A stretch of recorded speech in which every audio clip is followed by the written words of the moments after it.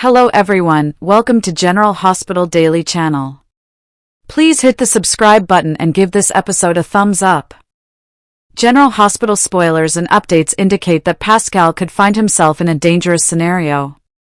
There are compelling grounds to suspect that Pascal will die, but he may also reveal a big enigma to Jen Sidwell as he leaves the scene. Ava suggested that a jealous lover could have murdered Marco. In the May 26th episode of General Hospital, Ava Jerome suggested that the person responsible for Marco's death could be a former lover or someone who carried unrequited feelings for him.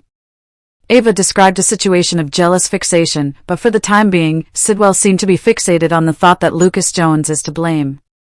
Naturally, it won't be long before Sidwell focuses on the conversation and sees it from a completely different angle. Pascal is spotted sulking around Windmere, wearing Marco's stolen tie and using every opportunity to lash out at Lucas. Pascal behaves like a scorned lover, despite the fact that he was never romantically involved with Marco. Sidwell had already punished Pascal for his fairly embarrassing crush on Marco, so it's odd that he hasn't already considered him a suspect. However, it appears like Sidwell will become suspicious of Pascal sooner rather than later. In the meantime, Pascal may feel motivated to betray Sidwell. Sonny Corinthos is eager for Pascal to recover the incriminating blackmail photographs. That makes it simple to see Pascal being caught with them hidden away in the safe if he succumbs to Sonny's constant pressure. Combined with Sidwell's eventual and incorrect idea that Pascal was responsible for Marco's death, he may conclude that Pascal must be removed. Sidwell may fly into rage and kill Pascal on the spur of the moment, just as he did Dalton. In a dramatic turn of circumstances, Sidwell may whip out a gun and shoot Pascal before he could say anything. That would be identical to his behavior when he fired at Professor Henry Hank Dalton. However, it would be intriguing if a wounded Pascal might survive long enough to expose the true identity of Marco's murderer. In his final moments, Pascal may reveal Cullum as the genuine offender and blame Lucas Jones for the treason that resulted in the fatal conclusion. Essentially, Pascal might set a target for both Cullum and Lucas as he makes his unfortunate leave, so keep a watch out to see if that's the way the plot takes. General Hospital spoilers, shocking twist, is Marco and Joe's secret Miami connection exposed? General Hospital spoilers and updates raise the question, were Marco Rios and Joe Fitzpatrick involved in Miami? One may envision an attorney and a cop crossing paths and developing a romance that may have gone wrong. Lucas and Marco met. Lucas Jones and Marco met in Miami, where Lucas was attending a medical convention. Brad Cooper, Lucas' ex-husband, was also in Miami at the time and sought to reconcile them, but Lucas did not trust him. Marco and Lucas had a strong attraction, but Lucas couldn't stay in Miami indefinitely, which was where Marco was at the time.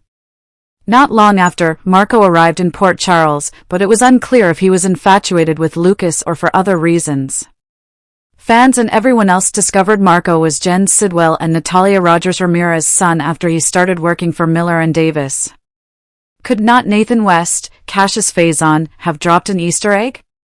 In a recent episode of the ABC soap, Not Nathan West alias Cassius Faison discussed potential suspects in Marco's murder with Sidwell. Cassius inquired whether Marco had any prior lovers who might have known about him and Lucas and possibly killed him out of jealousy.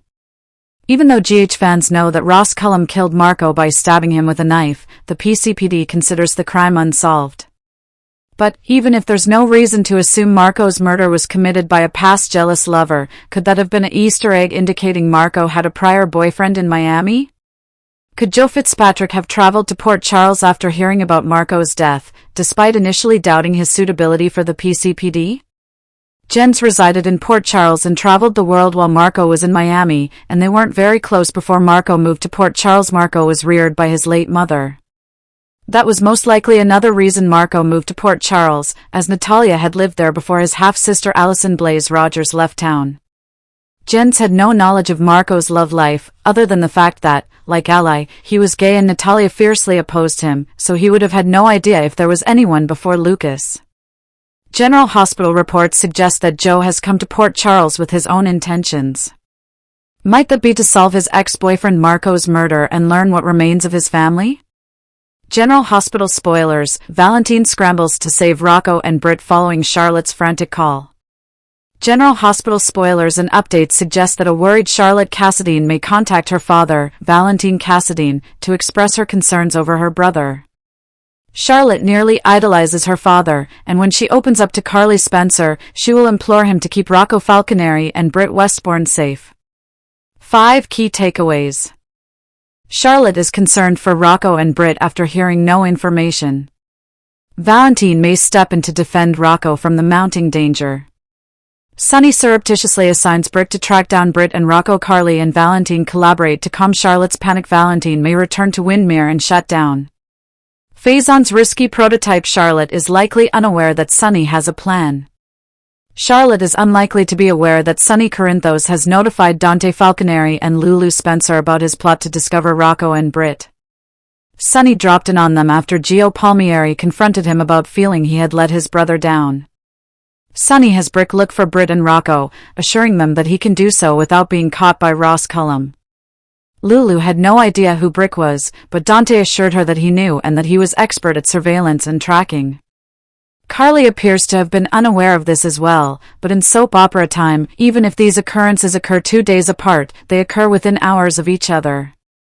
Valentine plans to shut down the prototype, therefore he needs to know that Britt has split and is on the run, but the Windermere plans are most likely still in place. Valentine is aware of Caesar Faison's ultimate project since, when he was still in Steinmauer, Jack Brennan attempted to obtain information on it. So, now that Britt is gone, he may need to approach things differently. If she had been present, she could have served as a distraction for him to get in. Valentine had lived in Windermere Castle for quite some time, and even if the secret passages from the living room to the tombs had been shut up, there had to be another way in. Charlotte knows if Britt is safe, Rocco is safe, so she calls her father. Charlotte isn't the panicked kind, but no contact from her brother may reach her even though she knows he shouldn't interact at all. Even burner phones can be triangulated, but as far as she knows, no one has been able to locate Rocco and Britt. So, when she tells Carly about her concerns for Rocco's safety, she may likely ask Valentine if he can keep them safe. If Britt is safe, then so is Rocco, but Valentine has trusted contacts all around the world from his time on the run with Charlotte. Valentine and Carly will both try to comfort and calm Charlotte's anxieties, telling her that sometimes no news is good news. General Hospital spoilers, Willow panics and wants Drew's drugging to stop. Why now? General Hospital spoilers and updates reveal that Willow Kane is in a panic this week on the ABC series. The weekly promo shows her instructing her supplier, Jen Sidwell, that they must cease dosing Drew Kane immediately, and Sidwell is not pleased. In a recent episode of GH, Willow's mother, Nina Reeves, accidentally stabbed Jack Brennan in the back with Drew's medication. The medication is, of course, a paralytic that simulates a stroke and keeps the patient in a locked-in state, unable to move but able to blink and breathe. Nina didn't have the heart to jab Jack as he awoke in a ward in the General Hospital Intensive Care Unit. Sidwell and Ross Cullum were aware of the unintentional jab to Jack, and Cullum felt he needed to be locked in. But they have no idea that Nina did not give Jack the second dose, and they are keeping it a secret.